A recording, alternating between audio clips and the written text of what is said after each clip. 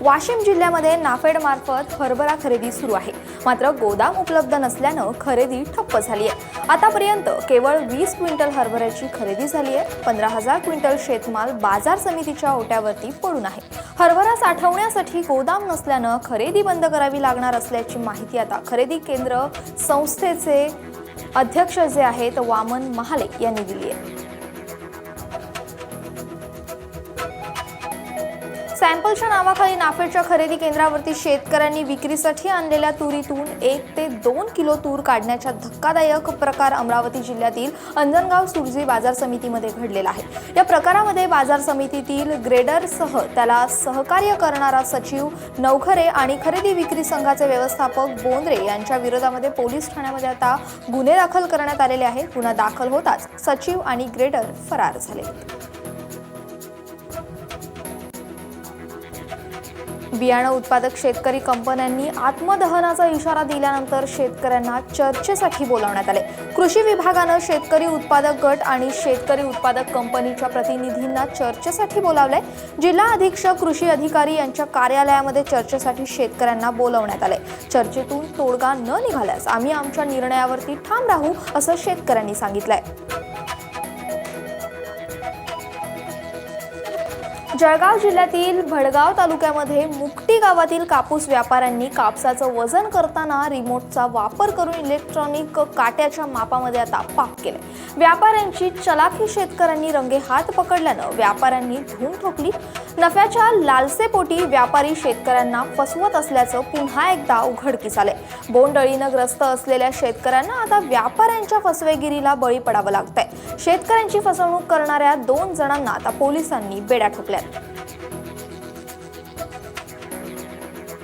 अमरावती जिल्ह्यातील तापमानातील चढ उतारामुळे नुकत्याच फुटलेल्या आंबिया बहराला प्रचंड गळती लागली आहे। त्यामुळे संत्रा उत्पादक शेतकरी देखील हैराण झालाय। अमरावती जिल्ह्यामध्ये चांदूर बाजार, अचलपूर, मोर्शी, वरुड, अंजनगाव सुरजी तालुक्यामध्ये आंबिया बहराचं मोठ्या प्रमाणामध्ये उत्पादन घेतलं जात आहे। प्रथम शुद्धता तपासणी झाल्यानंतर बीटी कपाशी बियाण्यांची प्रचंड विक्री सुरू करण्यापूर्वी पुन्हा तपासणी करण्याचं धोरण यंदा देखील राबवलं जाईल अशी माहिती कृषी विभागाने दिली आहे। तत्कालीन कृषी आयुक्त सुनील केंद्रेकर यांनी शेतकऱ्यांच्या ताब्यामध्ये बियाणं जाण्यापूर्वी तपासणी करण्याचं आता धोरण गेल्या हंगामामध्ये राबवलं होतं। त्यामुळे राज्यभरामध्ये काढण्यात आलेल्या 1,500 नमुन्यांपैकी 100 वाणांचे नमुने फेल निघाले। यामुळे अप्रमाणित लॉटमधील बियाणं शेतकऱ्यांना विकलेलं गेलं आहे। पूर्वी आता विक्री बंद आदेश जे आहेत ते देखील दिले गेलेले आहेत। यातील काही कंपन्यांवरती न्यायालयामध्ये दावे देखील दाखल करण्यात आले।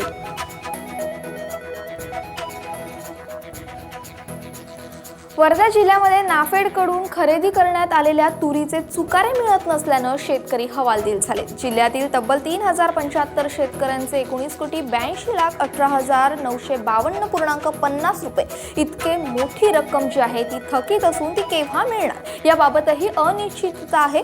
वर्धा तालुक्यामध्ये 7 खरेदी केंद्रांवरती तुरीची खरेदी जी आहे ती केली जाते आहे। अनागोंदी टाळण्यासाठी ऑनलाईन पद्धतीनं नोंदणी केलेल्या शेतकऱ्यांना SMS द्वारे आता तूर विक्रीसाठी आणण्याचे कळवण्याची पद्धत अंगीकारण्यात आलेली आहे। शेतकऱ्यांकडून देखील अशा प्रकारच्या नियोजनाला प्रतिसाद मिळालेला आहे। सुमारे 5,750 शेतकऱ्यांनी ऑनलाईन नोंदणी देखील केली। यापैकी 3,075 शेतकऱ्यांकडून 36,370 क्विंटल तुरीची खरेदी करण्यात आलेली आहे। तुरीची खरेदी झाल्यानंतर किमान 8 दिवसांमध्ये चुकारे मिळणं अपेक्षित आहे। सांगली जिल्ह्यातील 800हून अधिक शेतकऱ्यांची सुमारे 9,000 क्विंटल तुरीची हमी भावानं खरेदी करण्यात आलेली आहे। तूर खरेदीची रक्कम दिवसेंदिवस वाढू लागलेली आहे। मात्र विक्री केलेल्या तुरीची सुमारे 4,88,60,000 रक्कम थकीत आहे। अद्याप एकाही शेतकऱ्याच्या खात्यावरती रक्कम वर्ग करण्यात आली नाहीये। त्यामुळे शेतकरी आता संतापले। नंदुरबार जिल्ह्यातील सातपुड्याच्या दुर्गम भागामध्ये मोठ्या प्रमाणामध्ये आंब्याच्या बागा आहेत। त्यामुळे आदिवासी शेतकरी केऱ्यांपासून आता आमसूल बनवून विक्री करत आहेत। आधुनिक तंत्रज्ञान आणि बाजारपेठेचा अभाव असल्यानं व्यापारी आदिवासी शेतकऱ्यांची फसवणूक करत आहेत। आमसूल निर्मितीचे उद्योग नंदुरबार जिल्ह्यास उभारल्यास आदिवासींना आता रोजगाराच्या मोठ्या संधी निर्माण होण्याची देखील शक्यता आहे। जागतिक कापूस उत्पादन आणि व्यापारामध्ये 2018-2017 मध्ये वाढ झालेली आहे। ऑस्ट्रेलिया आणि सुदान या दोन्ही देशांमध्ये कापूस उत्पादन वाढीचा अंदाज असल्यानं आंतरराष्ट्रीय कापूस उत्पादनामध्ये वाढ होणार आहे असा अंदाज अमेरिकेच्या कृषी विभागानं व्यक्त केला। यंदा जगातील अनेक महत्त्वाच्या कापूस उत्पादक देशांमध्ये अनेक कारणांमुळे आता उत्पादनामध्ये घट झालेली आहे, तर ऑस्ट्रेलिया आणि सुदान या दोन देशांमध्ये कापूस उत्पादनामध्ये वाढ झाली आहे। त्यामुळे जागतिक उत्पादन आणि व्यापारातही वाढ झालेली आहे, परंतु उझबेकिस्तान आणि अमेरिकेतील उत्पादनामध्ये आता घट झालेली आहे। टर्की, व्हिएतनाम आणि चीन या देशांमध्ये आता आयात वाढल्यानं जागतिक व्यापारामध्ये वाढ झाली आहे।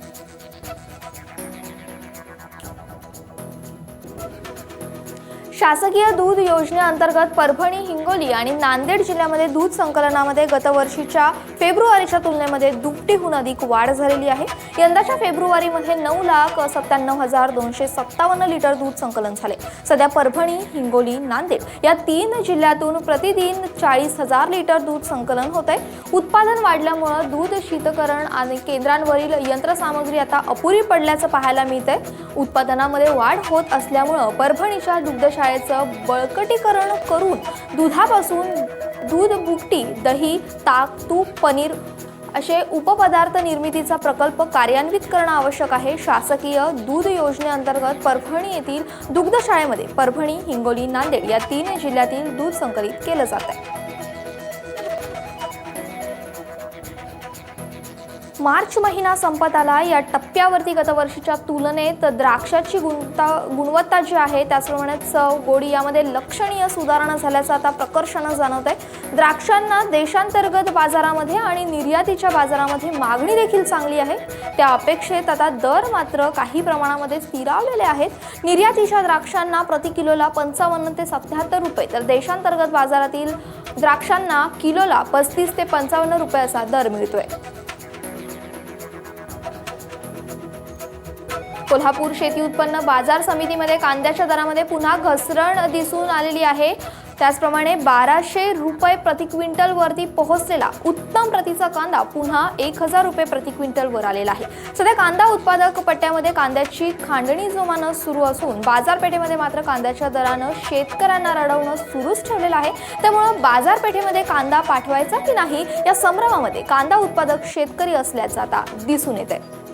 कृष्णा मराठवाडा जलसिंचन प्रकल्पाअंतर्गत येणाऱ्या नीराभिमान नदीजोड प्रकल्पाच्या कामाला पुन्हा सुरुवात झालेली आहे।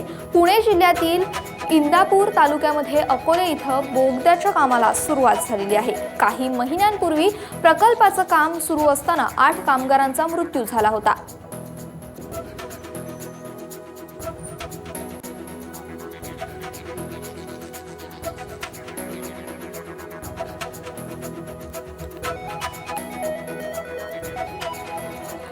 पुणे विभागामध्ये उन्हाळी हंगामातील पिकांच्या पेरण्या सुरू आहेत। विभागामध्ये उन्हाळी पिकांचं सरासरी क्षेत्र हे 23,300 हेक्टर आहे। त्यापैकी 9,430 हेक्टरवरती म्हणजे 40% क्षेत्रावरती पेरण्या झालेल्या आहेत। यामध्ये प्रामुख्याने उन्हाळी बाजरी, मका, भुईमूग या पिकांचा समावेश असल्याचं कृषी विभागानं म्हटलंय।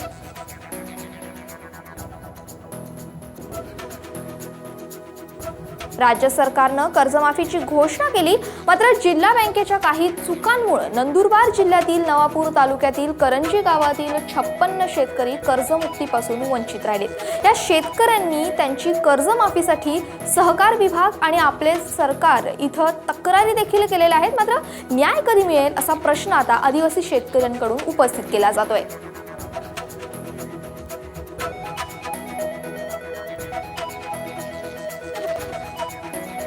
बुलढाणा जिल्ह्यातील सुमारे 3,53,405 खातेदार शेतकऱ्यांना आगामी हंगामामध्ये पीक कर्ज उपलब्ध व्हावं यासाठी जिल्ह्याचा एकूण 1877 कोटी रुपयांचा पीक कर्ज वितरणाचा आराखडा मंजूर झालेला आहे।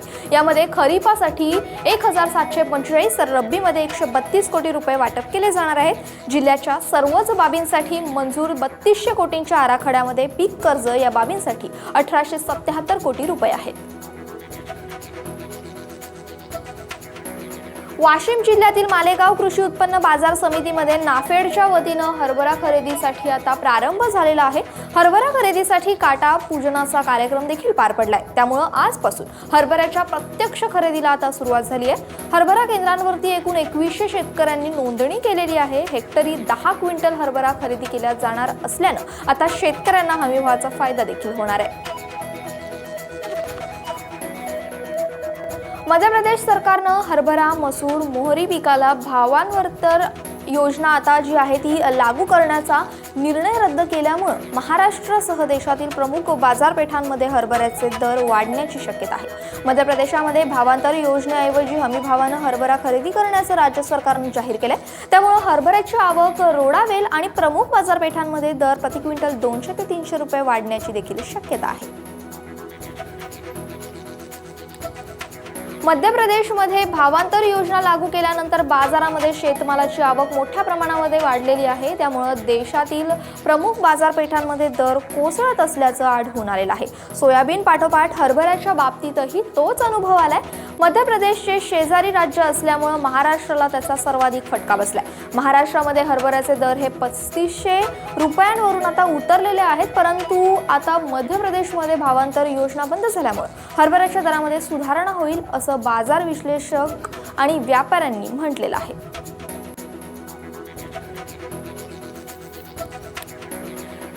यंदाच्या हंगामामध्ये देशात महाराष्ट्रातून सर्वाधिक साखर निर्मिती झालेली आहे। मार्चच्या मध्यापर्यंत 93.83 लाख मेट्रिक टन साखरेचं उत्पादन घेत महाराष्ट्र अग्रेसर राहिले। देशामध्ये यंदाच्या हंगामामध्ये सगळीकडे गेल्या वर्षीच्या तुलनेमध्ये साखरेचं उत्पादन वाढलेलं आहे।